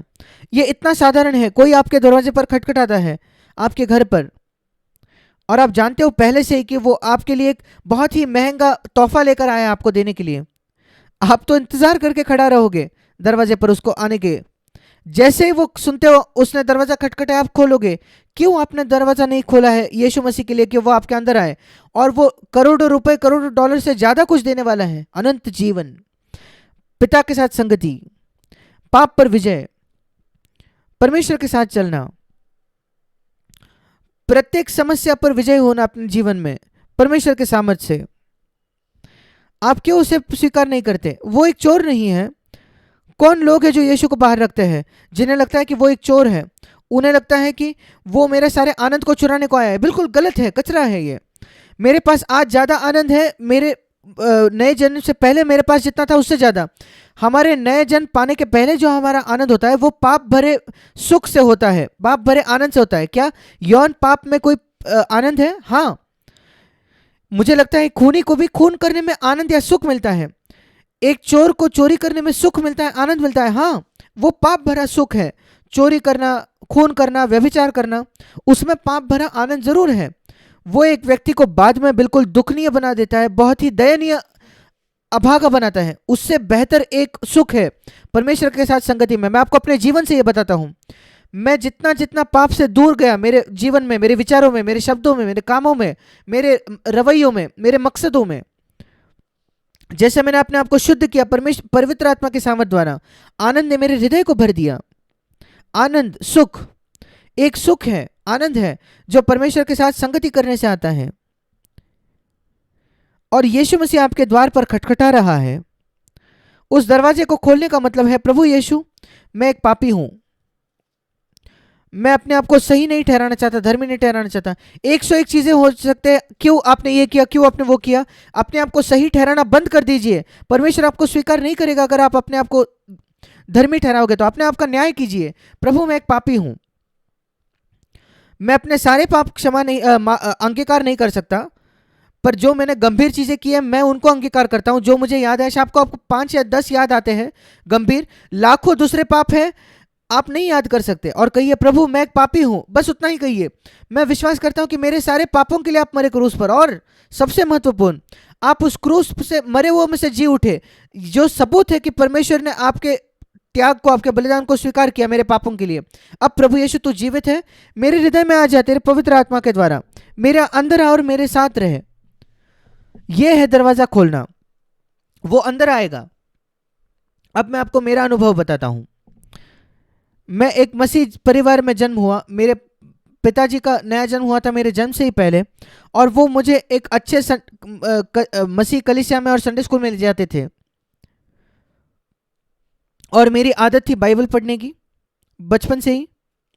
और मैं प्रभु की प्रार्थना, प्रभु की सिखाई प्रार्थना कहता था, हे हमारे पिता तू जो स्वर्ग में है, तेरा नाम पवित्र माना जाए। प्रति सुबह मैं करता था जैसे मैं उठता था। पर मैं नया जन्म नहीं पाया था, पर मैं बाइबल पढ़ता था। और शायद पहले बार किसी सभा में, शायद मैं 13 वर्ष का था, मुझे याद नहीं, मैंने कहा होगा कि प्रभु यीशु मेरे हृदय में आ जा। और अगले 6 वर्षों में मुझे लगता है कि मैंने यीशु को अपने हृदय में 100 बार कहा होगा कि तू अंदर आ, कम से कम, अलग अलग सभाओं में, अलग अलग समयों पर। पर मैं निश्चित नहीं हूं कि वो आया या नहीं आया। प्रभु अंदर आ। मैं निश्चित नहीं था। अगला दिन, क्योंकि मैं एक खूनी नहीं था, चोर नहीं था, मैं भद्दे पाप नहीं कर रहा था, बड़े पाप नहीं कर रहा था। जो लोग बड़े पाप करते हैं उनके अंदर जो बदलाव है वो बहुत उग्र होता है। पर हम में से कई जो परमेश्वर का भय रखने वाले परिवार में बड़े हुए हैं, हम बड़े बड़े पाप नहीं करते और इसलिए हमारे अंदर कोई उग्र, हमारे जीवन में उग्र बदलाव नहीं लगता। मसीह का स्वीकार करने के बाद अगले दिन भी हम वैसे ही होते हैं। प्रभु मैं नहीं जानता तू आया है या नहीं। और ऐसा ही चलता गया 6 वर्षों तक। एक दिन जब मैं 19.5 वर्ष का था, मैं नौसेना में बैठकर कोचिन में, जहां मैं काम कर रहा था भारत में, मैं अपना प्रत्येक दिन का बाइबल पढ़ रहा था। उस दिन परमेश्वर की अद्भुत सर्वसत्ता में मैं यूहन्ना उसका 6वां अध्याय पढ़ रहा था। मुझे लगा परमेश्वर ने मुझ पर दया की और उसने मुझे देखा कि मैं यहां वहां भटक रहा हूं और उसने मुझे अनुमति दी कि मैं उस दिन यूहन्ना उसके 6वें अध्याय में जाए। वो था जुलाई 1959 में। और जैसे मैंने यूहन्ना 6वां अध्याय पढ़ा, मैंने इस अद्भुत वचन को पढ़ा, यूहन्ना 6:37, उसका अंतिम भाग, यूहन्ना 6:37, जो कोई मेरे पास आएगा उसे मैं कभी ना निकालूंगा। इंग्लिश में लिखा है निश्चित ना निकालूंगा। और किसी न किसी तरीके से वो वचन मुझे लग गया। यीशु कहता है अगर मैं उसके पास आता हूं, वो निश्चित तौर पर, निश्चित 100% मुझे इनकार नहीं करेगा, मुझे निकालेगा नहीं। मैंने कहा प्रभु यीशु, मैं तेरे पास कम से कम 100 बार आया हूं। और उसने कहा मैंने तुझे नहीं निकाला। प्रभु मैं विश्वास करता हूं आज इस पर। एक नौसेना का अगर मैं इस्तेमाल करूं तो मेरे जहाज में उस दिन मैंने लंगर डाल दिया, एक एंकर डाला, और उस समय से मेरा जो जहाज है वो भटका नहीं है। इन 63 वर्षों में मैंने अपना लंगर उस वचन पर रखा। मैंने अपने पैर को उस वचन पर रखा। अगर कोई संघर्ष कर रहा है कि यीशु ने आपको स्वीकार किया या नहीं, उस वचन के पास जाइए। यह है ठोस जमीन, आपका लंगर वहां डालिए, आपका पैर वहां रखिए, वो कभी हिलेगा नहीं। वो कभी ना हिलने वाला एक नींव है। यीशु कहता है अगर आप मेरे पास आते हो मैं तुम्हें नहीं निकालूंगा, मैं तुम्हारा इनकार नहीं करूंगा। आप कहते हो पर मैं पापी हूं, कोई बात नहीं। क्या आपको उड़ाऊ पुत्र की कहानी याद है, जिसने अपने पिता की संपत्ति उड़ा दी थी, अपना जीवन बर्बाद कर दिया था, उसको अपना नाश कर दिया था, पिता की अनाज्ञाकारी वो रहा था, कई गलतियां की कई वर्षों तक, और वो वापस लौट आता है। उसने बड़ा लेक्चर तैयार किया था अपने पिता को देने के लिए। पिता मैंने ये किया है, मुझे एक सेवक की तरह रख ले। पर उसने केवल यही कहा कि मैंने तेरे खिलाफ पाप किया है।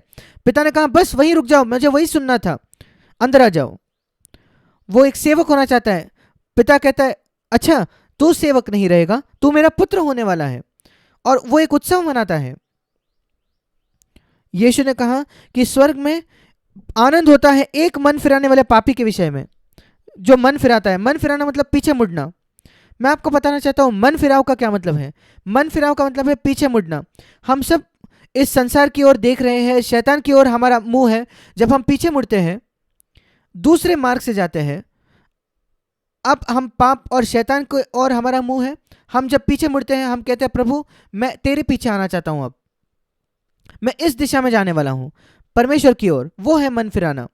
मन फिराना केवल ये नहीं कि मैं माफी कहता हूं, मैं कहता हूं सॉरी, नहीं, वो तो है। महसूस करना वो भी है, पर वो है पीछे मुड़ना। मैं गलत दिशा में जा रहा था, अब मैं पीछे मुड़ रहा हूं।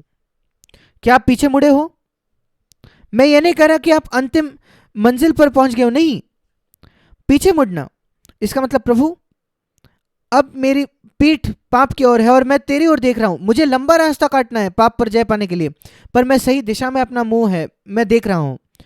तब विश्वास कीजिए परमेश्वर का वचन क्या कहता है। उसने आपको स्वीकार किया है और पवित्र आत्मा से मांगिए कि वो आपके जीवन में वास्तविक इसे बनाए, असली बना दे। और जब वो होगा, पवित्र आत्मा आपको बताने लगेगा। अब तुम परमेश्वर को अपना पिता कह सकते हो। स्वर्ग की ओर देखकर कहिए पापा, डैडी। परमेश्वर आपका पिता बनता है। अब परमेश्वर ना कहिए, प्रभु ना कहिए, आप कह तो सकते हो। मेरा सबसे पसंदीदा शब्द जब मैं परमेश्वर से निजी तौर पर बात करता हूं वो है डैडी, पापा, स्वर्गीय पिता। आप अपने पृथ्वी के पिता को क्या कहते हो? अप्पा, डैडी, पापा, जो कुछ आप उनसे कहते हो वही शब्द का इस्तेमाल कीजिए परमेश्वर के लिए। मैं अपने पृथ्वी के पिता को डैडी कहता था, इसलिए मैं स्वर्गीय पिता को भी डैड कहता हूं, या पापा डैडी कहता हूं। आपका जो पसंदीदा शब्द है जो आप अपने पृथ्वी के पिता को कहते हो, परमेश्वर को उसी नाम से पुकारे। अगर मसीह आपके हृदय में आया है, आप परमेश्वर के संतान हो, फिर आज से उस पर शक न कीजिए। पवित्र आत्मा से मांगिए कि वो आपको वास्तविक बनाए आपके जीवन में इस चीज को। प्रभु मैं आपकी संतान हूं, मैं आपके लिए जीना चाहता हूं। और आपने आज सुना है कैसे परमेश्वर आपको कदम प्रति कदम चलाना चाहता है। मैं आपको कुछ दिखाना चाहता हूं आखिरी में, खत्म करने से पहले मेरे साथ निकालिए अद्भुत वचन, कुछ वचन दिखाना चाहता हूं। सबसे पहले भजन संहिता 139, भजन संहिता 139, भजन संहिता 139, यहां ये वचन निकालिए।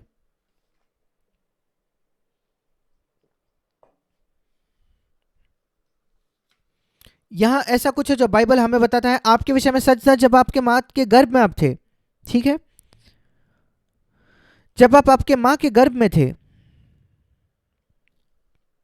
आपके पूरे तैयार होने से पहले, भजन संहिता 139 उसका 16वां वचन, सबसे पहले 13 वचन, भजन संहिता 139 13 वचन, तूने मेरे अंदरूनी अवयवों को बनाया, इंग्लिश में लिखा है, तूने मेरे माता के गर्भ में मुझे रचा।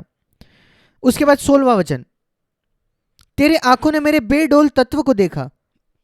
वो जो भ्रूण था, वो जो शिशु था मां के गर्भ में, वो जो भ्रूण था, बच्चा था आपके मां के गर्भ में जब आप थे, और उस अवस्था में भी आपके जन्म से भी पहले, जब आप 1 महीना हो गए थे आपके मां के गर्भ में थे, 8 महीने पहले आपके जन्म से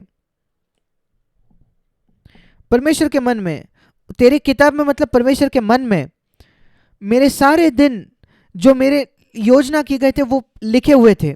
मेरे जन्म से भी पहले, आपका पहला दिन शुरू होने से भी पहले इस पृथ्वी पे परमेश्वर के मन में, परमेश्वर की पुस्तक मतलब परमेश्वर का मन, उसने लिखा हुआ था आपका नाम। और प्रत्येक दिन इस पृथ्वी को छोड़कर जाओगे उस दिन तक, चाहे मसीह का आगमन का दिन हो या मृत्यु के द्वारा, प्रत्येक दिन वहां लिखा हुआ है। आपका जन्म कहाँ होगा, आपके माता पिता कौन होंगे, आप कहाँ पढ़ाई करोगे, और वो सारी चीजें, और कैसे एक दिन आप मसीह का स्वीकार करोगे, और प्रत्येक चीज जो उसने आपके लिए योजना रखी है उस आपकी मृत्यु तक। मैं उस पर विश्वास करता हूं। मैं 82.5 वर्ष का हूं अब, और लंबे समय पहले, मेरे जन्म से पहले परमेश्वर ने मेरा पूरा योजना लिख कर रखी थी मेरे जीवन के लिए। और क्या आप जानते हो मेरी इच्छा क्या है? प्रभु, मैं उस योजना को पूरा करना चाहता हूं, क्योंकि वो योजना सर्वश्रेष्ठ योजना है। मैं उससे बेहतर योजना नहीं बना सकता जो परमेश्वर मेरे लिए बनाता है, उससे नहीं। वो सबसे बेहतरीन योजना है जहां मैं सबसे ज्यादा हासिल करूंगा परमेश्वर के लिए इस पृथ्वी पर। ये नहीं जो मेरे जीवन को सबसे आरामदायक बनाता है, नहीं, वो शायद कठिन होगा पर वो परमेश्वर की योजना होगी। वो पहला वचन है जो मैं आपको दिखाना चाहता हूं। और दूसरा वचन यिर्मयाह की पुस्तक, उसका 29 अध्याय परमेश्वर की योजना के विषय में है। यिर्मयाह उसका 29 अध्याय उसका 11वां वचन, जो कल्पनाएं मैं तुम्हारे विषय में करता हूं मैं वो जानता हूं, यह प्रभु कहता है, वे तेरे कुशल की, तेरे भलाई की है, हानि के लिए नहीं, कोई नुकसान के लिए नहीं, अंत में तुम्हारी आशा पूरी करने के लिए, तुम्हें एक आशा, एक भविष्य देने के लिए। क्या आप आपके भविष्य के लिए एक योजना चाहते हो जो आपको आशा देगा, जो एक आशीषित भविष्य होगा? परमेश्वर कहता है मैंने तुम्हारे लिए एक योजना बनाई है। अगर आप अपने आप को नम्र करो और परमेश्वर के पास जाकर कहो, प्रभु यीशु, या प्रार्थना करो, स्वर्गीय पिता, पापा, क्या आप मुझे प्रत्येक दिन दिखाओगे तेरी योजना क्या है मेरे जीवन के लिए? और परमेश्वर ने जब इसराइलियों को मिस्र देश से निकाला, उनको एक नक्शा नहीं दिया, एक मार्ग नहीं दिया, उन्होंने एक मेघ स्तंभ दिया जो पवित्र आत्मा का चिन्ह था। दिन प्रतिदिन वो मेघ स्तंभ उन्हें चलाता था। और परमेश्वर आपको पूरा भविष्य नहीं दिखाएगा, उसने योजना बना के रखे है भलाई के लिए, एक भविष्य, उज्जवल भविष्य देने के लिए, पर वो दिन प्रतिदिन आपको दिखाएगा। उस मेघ स्तंभ के जैसा पवित्र आत्मा आया है आपको अगुवाई करने के लिए, चलाने के लिए। और यहां लिखा है ये योजनाएं आपके कुशल की है, भलाई के लिए, अद्भुत भविष्य देने के लिए। कहिए, प्रभु मैं उसको पूरा करना चाहता हूं मेरे जीवन में। और जब यीशु ने अपना जीवन खत्म किया, क्या आप जानते हो यीशु ने क्या कहा? यूहन्ना 17 अध्याय, यूहन्ना उसका 17 अध्याय और उसका चौथा वचन, ये उसका अंतिम दिन है। क्रूस पर जाने से पहले यीशु ने ये कहा अब पिता से प्रार्थना में, यूहन्ना 17 उसका चौथा अध्याय। पिता, उसने कहा, जो कार्य तूने मुझे करने को दिया था, मैंने तेरी महिमा की है इस पृथ्वी पर। कैसे? जो कार्य तूने मुझे करने को दिया था उसे पूरा करके। उसको 100 वर्ष जीने की जरूरत नहीं थी, 33.5 वर्ष उसने उस कार्य को पूरा किया जो परमेश्वर ने उसे करने को दिया था। परमेश्वर की एक विशेष योजना है आपके जीवन के लिए। शायद 33.5 वर्ष हो या 90 वर्ष हो या 100 वर्ष हो, वो परमेश्वर पर निर्भर है, पर आपको उस काम को खत्म करना है। ये इकलौता मार्ग है परमेश्वर की महिमा लाने का।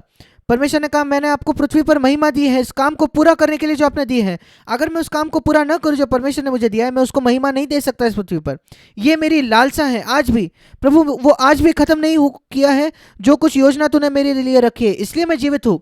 मैं नहीं जानता कितना और समय मैं जीऊंगा, मुझे कोई आइडिया नहीं है, मैं नहीं जानता, पर एक लालसा है, मुझे लंबा उम्र जीने की कोई आवश्यकता नहीं, मुझे लालसा नहीं है, पर मुझे लालसा है उस काम को मैं पूरा करूं जो परमेश्वर की मेरे लिए योजना है, चाहे 100 वर्ष हो या कितने भी वर्ष हो। मैं खत्म करना चाहता हूं और मैं उसे तब तक खत्म नहीं कर सकता जब तक मैं दिन प्रतिदिन ना करूं। मेरे प्रिय भाई और बहनों, क्या यह अद्भुत नहीं है कि आपके पास एक पिता है स्वर्ग में जिसने आपके पूरे जीवन के लिए एक योजना बनाई है, सर्वश्रेष्ठ संभव योजना। वो आपको करोड़पति बनाना नहीं, सबसे जाना माना व्यक्ति बनाने के लिए नहीं, ओलंपिक मेडल जीतने के लिए नहीं, नहीं, परमेश्वर को महिमा देने के लिए इस पृथ्वी पर। वो है परमेश्वर की आपके लिए योजना। उससे बेहतर कुछ नहीं है, उससे महान कुछ नहीं है। ओलंपिक मेडल जीतने से बेहतर, एक करोड़पति बनने से बेहतर परमेश्वर की योजना पूरी करना इस पृथ्वी पर। सोच कर देखिए, जवान पुरुष जो पुराने नियम में थे, यूसुफ की कहानी पढ़ी है, दानियल, क्या अद्भुत उदाहरण है कैसे वो विश्वास योग्य थे परमेश्वर के प्रति अंत तक। और सबसे ज्यादा यीशु, मैं कई बार मनन करता हूं कैसे यीशु एक जवान लड़का होने के नाते, ऐसा लिखा है कि उसने अपने माता पिता की आज्ञा मानी।